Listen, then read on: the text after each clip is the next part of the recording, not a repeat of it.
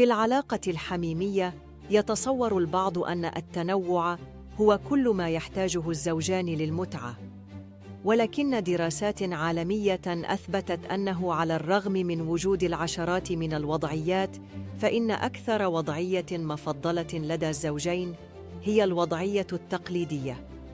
نعم، وضعية المهمين، أو ما يعرف بmissionary position، حيث يكون الزوج فوق الزوجة ويوجد تواصل عيني وبصري وجسدي كامل. تأتي في المرتبة الأولى في غالب الاستبيانات والبحوث. لماذا؟ لأنها تجمع بين القرب العاطفي والإثارة الجسدية، وتساعد على تبادل النظرات والقبلات والشعور بالمحيط الإنساني والمفاجأة. أن الزوجة في بعض الدراسات تفضل الوضعيات التي تكون فيها هي فوق، لأنها تشعر فيها بالسيطرة على الوتيرة والإيقاع ونقاط الإثارة.